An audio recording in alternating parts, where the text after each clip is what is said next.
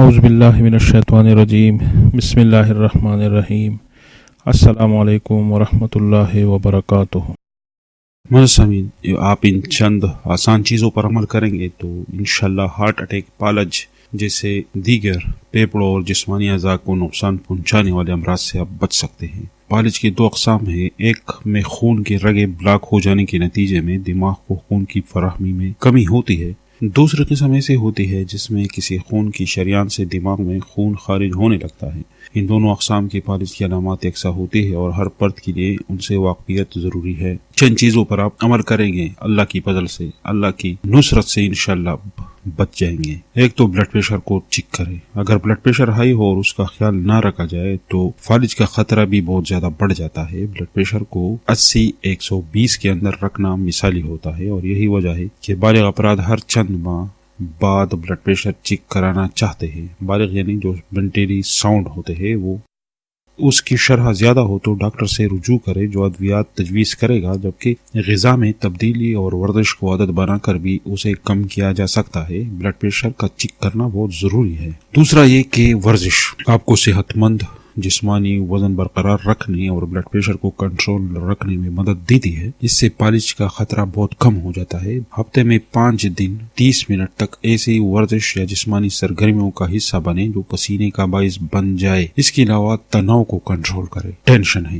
تناؤ بھی باقاعدہ فالج کا امکان اس میں بڑھ جاتا ہے، جس کی وجہ یہ ہے کہ اس سے جسم میں وم بڑھتا ہے۔ اگر یہ دفتری ٹینشن ہے تو اسے کم کرنے کے لیے چند عام طریقوں کو آزمائے، جیسے تھوڑے بعد کرسی سے اٹھ کر کچھ دیر چہل قدمی کرے، گہرے سانس لے، ایک وقت میں ایک کام پر توجہ مرکوز کرے۔ سب کا حل یہ ہے، جب تناؤ آپ کم کرنا چاہتے ہو، کہ اللہ سے رجوع کرے، اللہ سے باتیں کرے، نماز پڑھے، ذکر و اذکار کرے توجہ کے ساتھ، انشاءاللہ تناؤ میں کمی ہوگی، تناؤ ہوگا ہی نہیں۔ ایک یہ کہ وزن کم کرے، موٹاپا، مختلف امراض جیسے ذیابیطس، ہائی بلڈ پریشر، اس سے تعلق بنتا ہے اس کا، اور یہ دونوں بلکہ تین عناصر ہی فالج کا خطرہ بڑھاتے ہیں۔ موٹاپا اور ذیابیطس، ہائی بلڈ پریشر، جسمانی وزن میں 5 کلو تک کمی بھی فالج کا خطرہ کم کر سکتی ہے۔ اس کے لیے صحت بخش غذا کے ساتھ ورزش کو معمول بنا لے، اور یہ کہ کولیسٹرول پر نظر رکھے۔ نقصان دہ کولیسٹرول LDL کی سطح میں اضافے اور فائدہ مند HDL کو کولیسٹرول کی سطح میں کمی سے شریانوں میں مواد جمع ہونے لگتا ہے جو خون کا بہاؤ کم کرتا ہے، جس سے فالج کا خطرہ بڑھتا ہے۔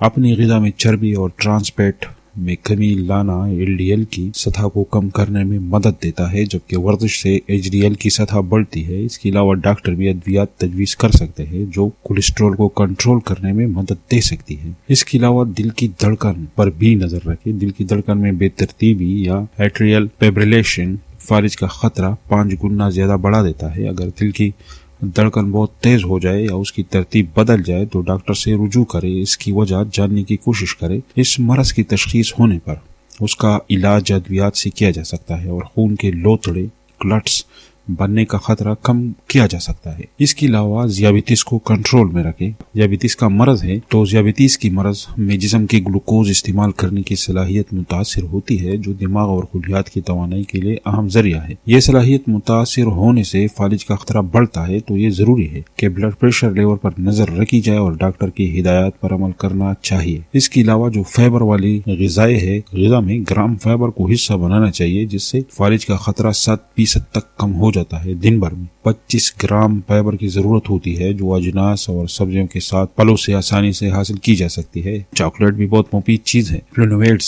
ایسے نباتاتی کیمیکلز ہیں جو کوکا میں پائی جاتی ہے اور صحت کے لیے انتہائی فائدہ مند ہوتے ہیں۔ مثال کے طور پر یہ وم کو قابو کرنے میں رکھنے میں مدد دیتے ہیں اور دل پر دباؤ کو بھی کم کرتے ہیں۔ تحقیقی رپورٹس میں ثابت ہوا ہے کہ روزانہ کچھ مقدار میں ڈارک چاکلیٹ کھانا ایسے افراد میں ہارٹ اٹیک اور فالج کا خطرہ کم کرتا ہے جن میں امراض قلب کا خطرہ زیادہ ہو۔ مگر اس میٹھی چیز کو زیادہ کھانے سے بھی گریز کرے، کیونکہ اس میں بہت زیادہ چینی ہے اور چکنائی اور پیٹس کی مقدار بہت زیادہ ہوتی ہے۔ سگریٹ تمباکو نوشی سے خون میں کلٹس بنتے ہیں، گاڑھا ہوتا ہے خون اور شریانوں کو سکیڑنے کا خطرہ بڑھتا ہے، جبکہ مواد اکٹھا ہونے لگتا ہے۔ یہ سب عوامل فالج کا باعث بن سکتے ہیں۔ آپ کے نوٹس، آپ کے آبزرویشن میں ہوں گے، ایسے لوگ جو سگریٹ پیتے ہیں وہ اکثر فالج کے شکار ہو جاتے ہیں۔